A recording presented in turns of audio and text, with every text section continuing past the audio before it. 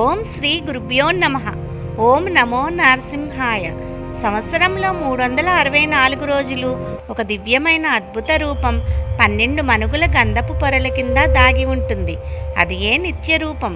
కానీ ఈరోజు అంటే అక్షయ తృతీయ నాడు ఈ పొరలన్నీ విడిపోబోతున్నాయి.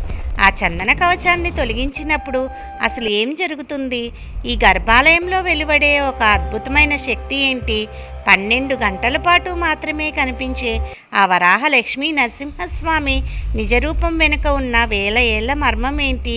అసలు చందనోత్సవం ప్రక్రియ ఎలా జరుగుతుంది? దేవి వైబ్స్లో ఈరోజు మనం సింహగిరి శిఖరాలపై జరుగుతున్న ఈ అపురూప దృశ్యాన్ని వీక్షించబోతున్నాం. వరాహ నరసింహస్వామి వారి అవతారం. సాధారణంగా శ్రీ మహావిష్ణువు దుష్ట శిక్షణ శిష్ట రక్షణ కోసం అవతారం ఎత్తుతారు. హిరణ్యాక్షుడిని వధించడానికి వరాహ అవతారం ఎత్తిన స్వామి ఆ పని ముగించుకుని వైకుంఠానికి వెళ్లేలోపే భక్త ప్రహ్లాదుని పిలుపు వినిపించింది. హిరణ్యకశిపుని నుండి తన భక్తుడిని రక్షించాలనే ఆతృతతో స్వామివారు వరాహ రూపాన్ని వదలకుండానే నరసింహ అవతారాన్ని ధరించారు. అదే వేగంతో ఆకాశంలో గరుత్మంతుడిపై నుండి భూమిపైకి దూకారు. ఆ దూకిన వేగానికి ఆయన పాదాలు భూమిని చీల్చుకుంటూ పాతాళంలోకి దిగబడ్డాయి. అందుకే మనం స్వామివారిని దర్శించుకున్నప్పుడు స్వామివారి శరీరం మాత్రమే కనిపిస్తుంది, పాదాలు కనిపించవు. చందనోత్సవం రోజున గంధం తీసినప్పుడు కూడా స్వామివారి పాదాల స్థానంలో కేవలం ఒక చిన్న గొయ్యి లాంటి భాగం మాత్రమే కనిపిస్తుంది.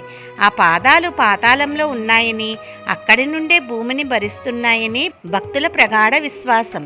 నిజరూప దర్శనం వేళ ఆ పాదాల స్థానాన్ని దర్శించుకోవడం వల్ల పితృదేవతల ఆశీస్సులు కూడా లభిస్తాయని పెద్దలు చెప్తారు. ఇది ఈ సింహాచలం దివ్యక్షేత్రంలో మాత్రమే మనం చూడగలిగే వరాహముఖం, నరసింహ శరీరం మరియు మనిషి చేతులతో కొలువుదీరిన వరాహ నరసింహస్వామి రూపరహస్యం. చందనోత్సవ సంప్రదాయం. ఈ 2 మహా అవతారాల కలయిక వల్ల ఏర్పడిన ఉగ్రస్వరూపం నుండి వెలువడే వేడికి సముద్రాలు ఆవిరైపోతుంటే ఆ వేడిని తగ్గించడానికే మొదటగా ప్రహ్లాదుడు స్వామికి చందన సేవ చేశాడు. బ్రహ్మదేవుడు మొదలగు దేవతలు కూడా స్వయంగా వచ్చి చందన వృక్షాల నుండి గంధాన్ని తీసి స్వామివారికి పూశారు. ఆ రోజు అక్షయ తృతీయగా చెప్పబడుతుంది. ఈ విధంగా ఈ చందనోత్సవ సాంప్రదాయం ప్రారంభమైంది. ఈ చందనం తొలగించినప్పుడు వెలువడే ఆ దివ్య శక్తిని అనుభూతి చెందడం పూర్వజన్మ సుకృతం. పురూరవ చక్రవర్తి గాథ. 12 అడుగుల పుట్ట వెనుక ఉన్న ఆంతర్యం. కాలక్రమంలో స్వామివారు ఒక మట్టి పుట్టలో నిక్షిప్తమైపోయారు. అలా యుగాలు గడిచాక త్రేతాయుగంలో చంద్రవంశానికి చెందిన పురూరవ చక్రవర్తి ఊర్వశితో కలిసి పుష్పక విమానంలో ఆకాశ మార్గాన వెళ్తూ ఉండగా ఆ సింహగిరి పర్వత ప్రాంతానికి రాగానే అకస్మాత్తుగా విమానం గాలిలోనే ఆగిపోయింది.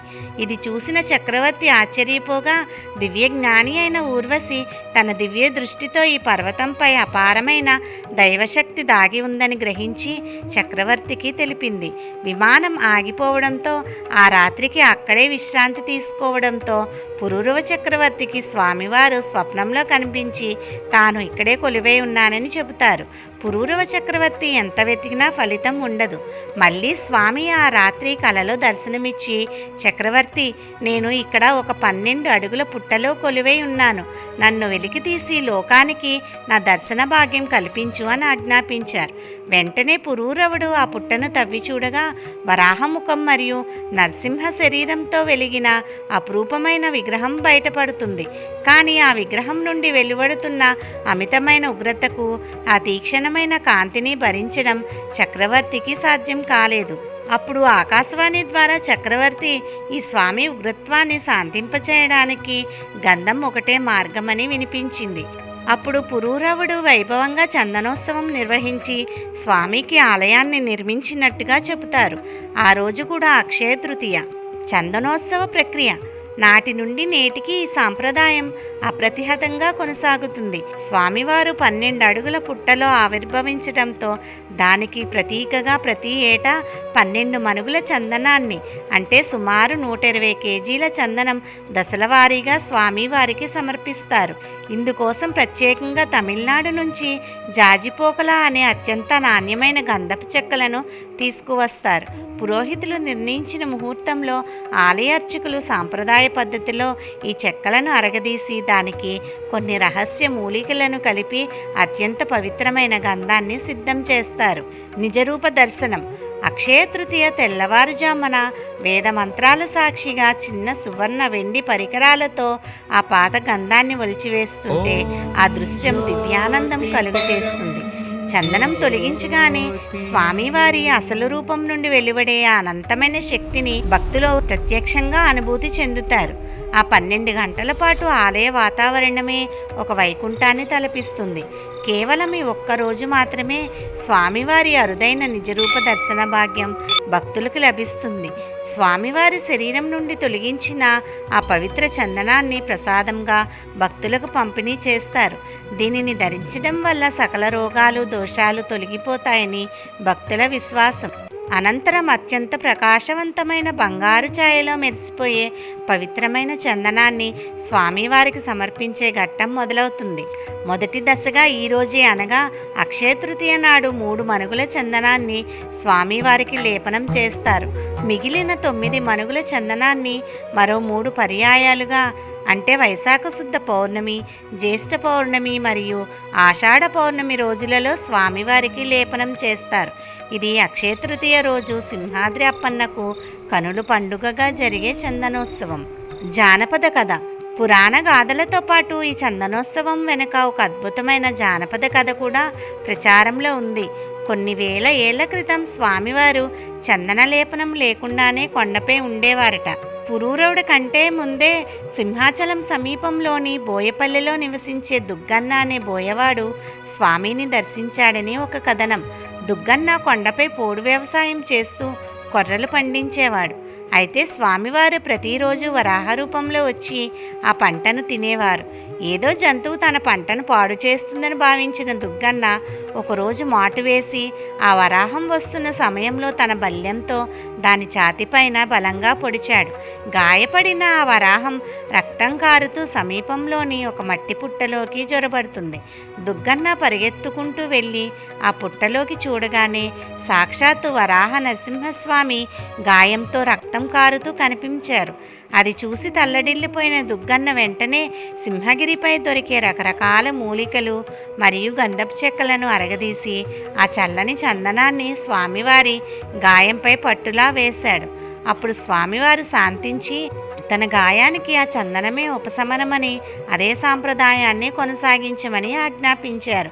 ఆ తర్వాతే దుగ్గన్న ద్వారా ఈ విషయం పురూరవ చక్రవర్తికి తెలిసిందని అప్పటి నుండి చందన సేవ నిరంతరాయంగా కొనసాగుతుందని జానపదులు చెప్పుకుంటారు. శాస్త్రీయ కారణం. ఈ చందనోత్సవం వెనుక ఆధ్యాత్మికతే కాదు, ఒక బలమైన శాస్త్రీయ కారణం కూడా కనిపిస్తుంది.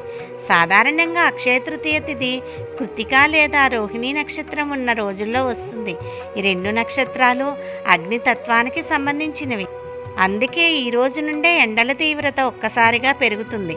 అసలే అత్యంత తీక్షణమైన ఉగ్రరూపుడైన నరసింహస్వామికి ఈ ప్రకృతి వేడిమి కూడా తోడైతే ఆయన ఉగ్రత మరింత పెరుగుతుందని శాస్త్రం చెబుతుంది. అందుకే స్వామివారికి శీతలోపచారం కలిగించేందుకు చల్లటి తాజా చందనాన్ని లేపనంగా పూస్తారు. ఈ ప్రక్రియకు ముందర సహస్ర ఘటాలతో స్వామివారికి అభిషేకం నిర్వహించి ఆయనను శాంతింపచేస్తారు. ఆపై చందనాన్ని పూసి స్వామివారిని చల్లబరుస్తారు. మరో విశేషం ఏమిటంటే ఇక్కడ వరాహ నరసింహ రూపాలతో పాటు అంతర్లీనంగా వామనావతారం కూడా ఉంటుందని, అందుకే స్వామివారు ఇక్కడ చిన్నగా వామనుడిలా దర్శనమిస్తారని పెద్దలు చెబుతారు. ప్రస్తుతం నడుస్తున్న వైవస్వత మన్వంతరానికి అధిపతి అయిన శ్వేతవరాహస్వామి రూపమే ఇక్కడ కొలువై ఉండడం వలన ఈ క్షేత్ర దర్శనం అత్యంత పుణ్యప్రదం. ఈ అక్షయ తృతీయ రోజున సింహగిరికి వెళ్ళి ఆ సింహాద్రి అప్పన్న నిజరూపాన్ని కల్లారా దర్శించుకోగలిగిన వారు నిజంగా అదృష్టవంతులు. అయితే అక్కడికి వెళ్ళలేకపోయినా బాధపడనవసరం లేదు. ఈ వీడియో ద్వారా అపురూప దృశ్యాలను వీక్షిస్తూ ఉన్న చోటు నుండే ఆ అప్పన్నకు మనసారా నమస్కరించుకోండి. ఆ స్వామి కృపా కటాక్షాలు మనందరిపై ఉండాలని కోరుకుందాం. సింహాచల క్షేత్రం గురించి ఈ రహస్యాలు, ఈ అపురూప దృశ్యాలు మీకు ఎలా అనిపించాయి? కింద కమెంట్స్లో తప్పకుండా తెలియచేయండి. ఇలాంటి మరిన్ని ఆధ్యాత్మిక విశేషాలు మరియు మన పురాణ రహస్యాల కోసం దేవీ వైబ్స్ని ఇప్పుడే సబ్స్క్రైబ్ చేసుకోండి. ఓం శ్రీ నరసింహాయ నమః.